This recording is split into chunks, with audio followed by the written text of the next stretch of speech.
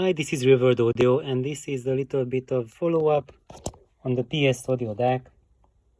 And you see now the capacitors have been changed, and I added a bypass cap for all of them. And that's how they were done, with a little bit of cable wire. They were added in addition to those main filter capacitors. And you see I have added a copper screen for all of them, and these copper screens, where can we see the seams? Let's see. Oh, you can see it there. You see the ends are soldered together on all 8 of these caps, and then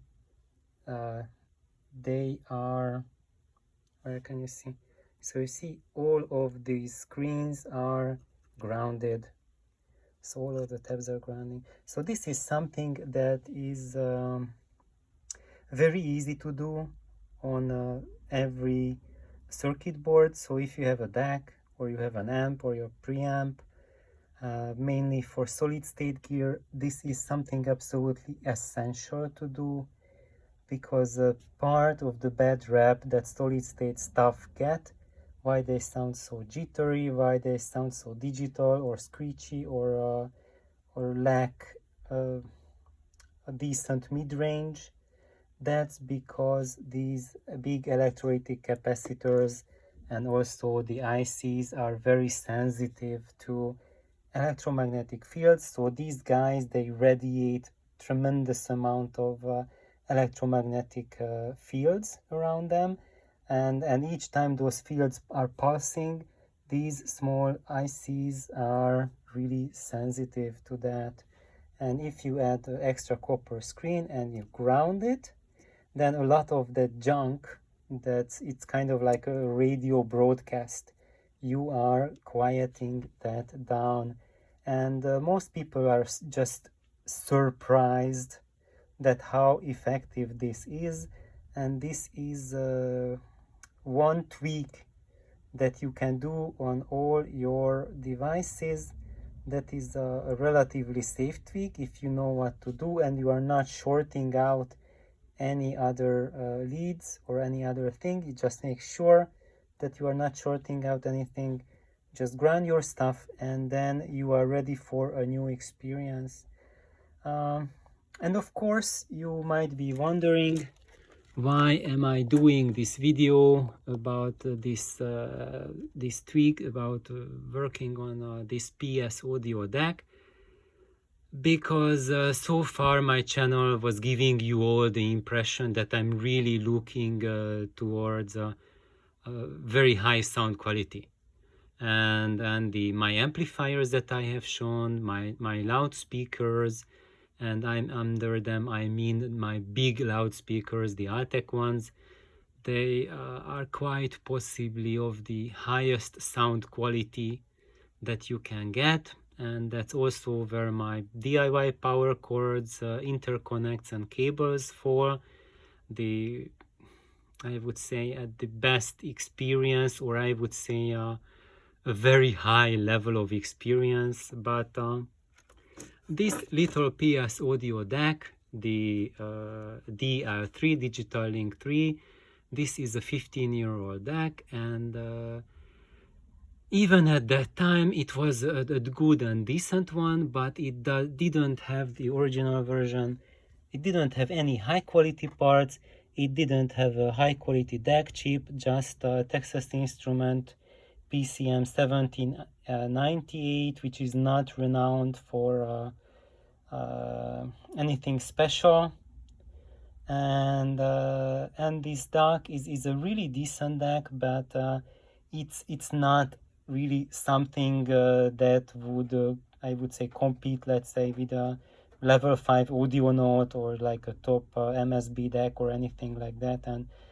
And you might be wondering that this real world audio guy is a quack because he's running this DAC, and I will tell you why am I using this DAC. And of course, if you have been following my channel, you know that this is a DAC that I am not using for listening to CDs. This is the DAC that I'm using to listen to Netflix and YouTube. And I already talked maybe half a year ago about this DAC, what it can do with YouTube and Netflix with the combination of my Blu-ray player, and it is just absolutely staggering. So you would not expect it from this little DAC, but this DAC is not optimized for the highest end listening of the best ever quality digital material. This is, however, something absolutely next epic level when you listen to low quality digital stuff. The experience it's capable to provide on music on YouTube, which is 128K MP3 files basically.